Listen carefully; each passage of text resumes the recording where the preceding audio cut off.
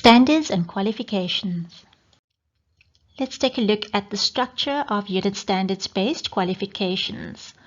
A full qualification is registered on the NQF with a unique SAQA qualification ID and title. We will typically find qualifications with 120 credits, 240 credits, or 360 credits allocated to it. Although newly registered occupational certificates registered on the OQSF may differ in the amount of credits allocated. We will unpack credits a little later.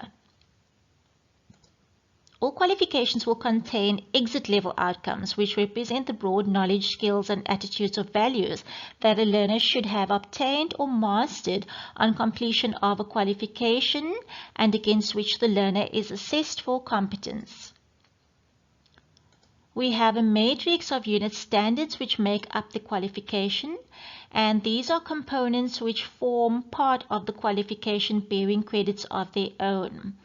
All qualifications will be made up of a combination of core, fundamental, and elective unit standards. The core unit standards are those which represent the core or essential competencies required in the particular task or function or occupation represented. The fundamental unit standards are typically your numeracy and literacy components that need to be covered and assessed. And core and fundamental unit standards are compulsory. The elective unit standards may be selected in a qualification according to the qualification rules, and they would represent specialized competencies. A provider will design and select the elective unit standards that they wish to have accredited as part of their learning program offerings. This decision is usually made based on their customer profile or needs, and a provider may register to offer more than one learning program associated with a qualification, which will essentially have different elective streams. Now let's take a look at what we'll find within a unit standard. Each unit standard consists of a number of specific outcomes and assessment criteria. Each specific outcome, example, specific outcome 1, will have assessment criteria that are linked to it. Example, specific outcome 1, assessment criteria 1, assessment criteria 2, etc. This is essentially indicating what the learner needs to know or do in order to be deemed competent for the unit standard. A learner must be deemed competent for the ACs or the assessment criteria in order to meet the SOs or specific outcomes of the unit standard.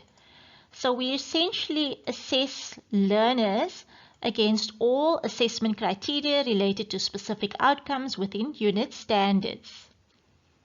Once the learner has been deemed competent on all the unit standards of the qualification, they may be awarded with a statement of results and a certificate of competence for the full qualification.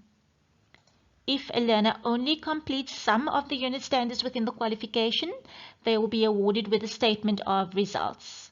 Certificates of competence are only awarded on full qualifications.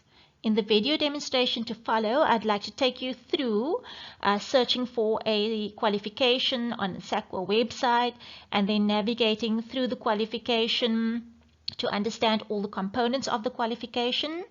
And we'll then also select a unit standard within that qualification and have a look at the elements that make up the unit standards.